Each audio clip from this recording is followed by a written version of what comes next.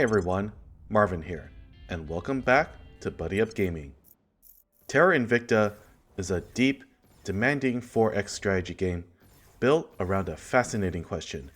How would humanity actually respond to the discovery of a hostile, technologically superior alien force?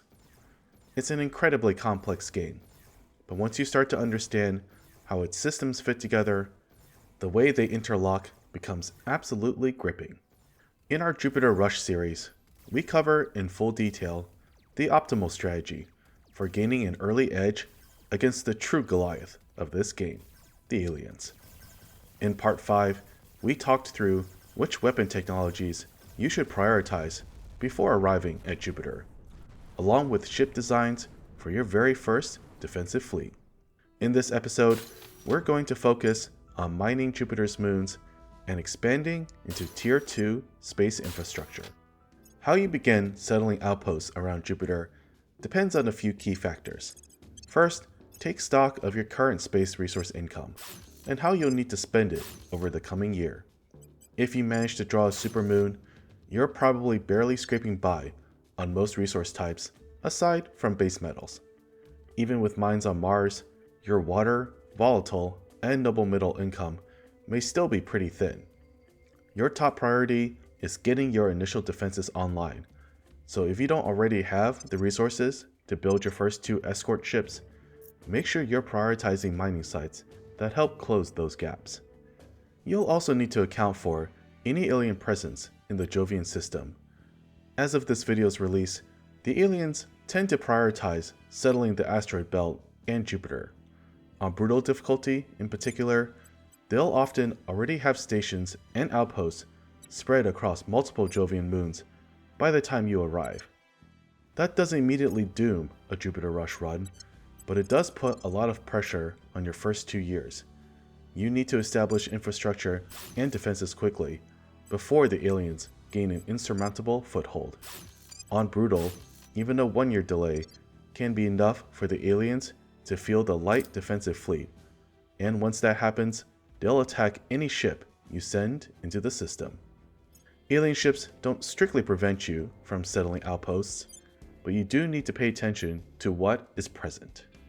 Most commonly, you'll see frigate-class ships labeled as Outer System Colony ships.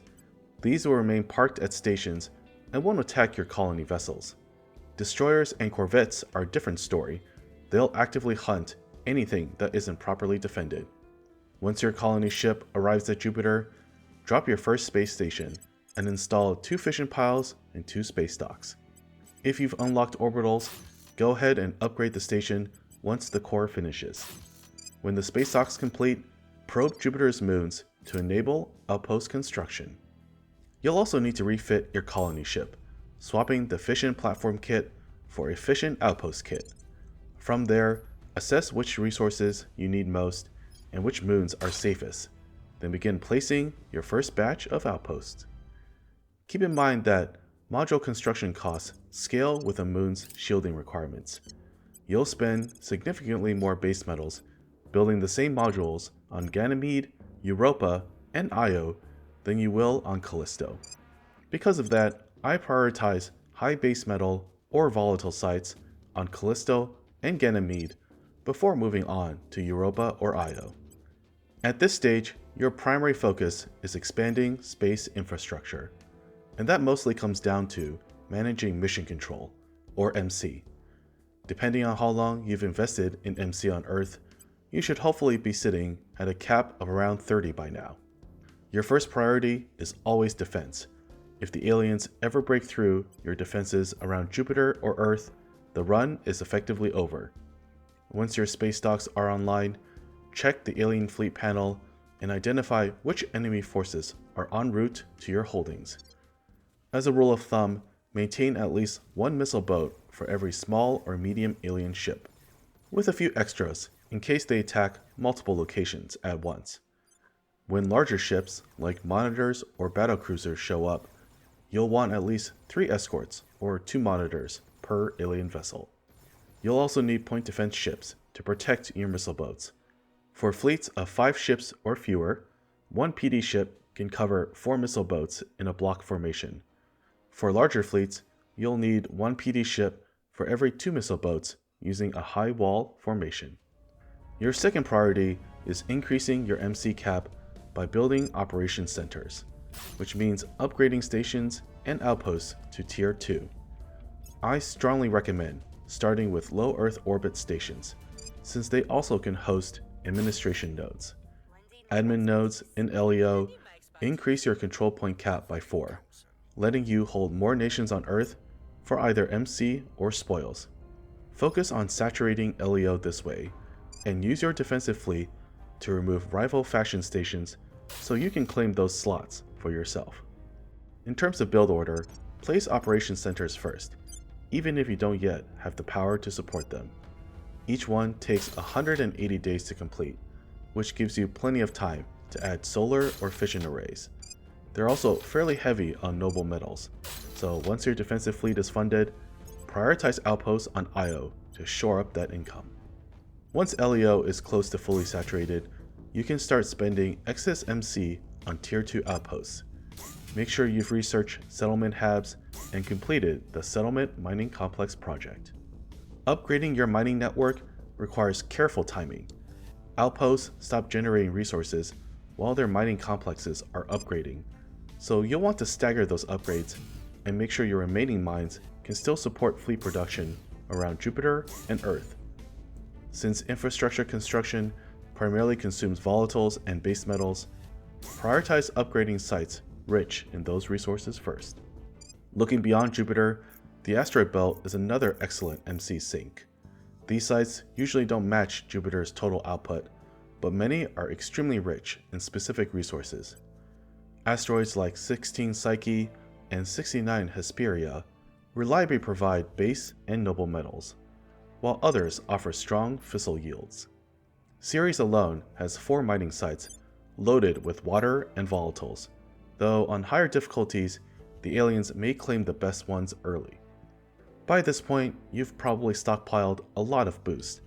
Send probes early, then use that boost to establish outposts directly. Boosting an outpost to the asteroid belt takes 1 to 2 years, but given how spread out the belt is, dealing with that weight is better than funding additional colony ships. Once Tier 2 mining comes online, you'll be swimming in space resources. This is when you want to start filling out the 12 slots on your Tier 2 outposts. At this tier, water and volatile upkeep becomes expensive, so dedicate 1 research path to space agriculture and unlock the farm project.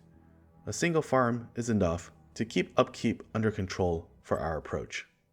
You'll also want to add skunk works to each outpost to boost your engineering bonus and reduce project research time. The first skunk works unlocks your 3rd project slot, so make sure to build one early, usually on an initial LEO orbital. Finally, once you complete advanced atomic manipulation, prioritize the nanofactory project.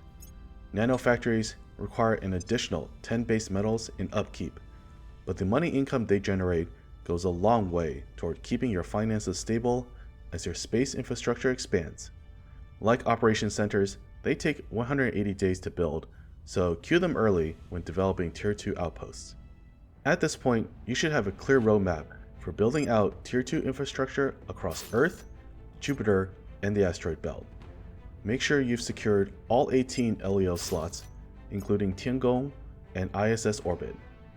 Each orbital should host at least 1 operation center, farm, and admin node, boosting your CP and MC caps each by 72. Outposts across Jupiter and the asteroid belt should be upgraded to Tier 2 and include a mix of skunkworks, operation centers, farms, and nanofactories. You should also aim to have 6 to 8 shipyards for Jupiter and Earth to maintain your defensive fleets. In the next episode, we'll cover how to solidify your advantage after your initial Jupiter expansion. If you found this guide helpful, be sure to give it a like, subscribe to Buddy Up Gaming, and stick around for our next installment. Take care out there.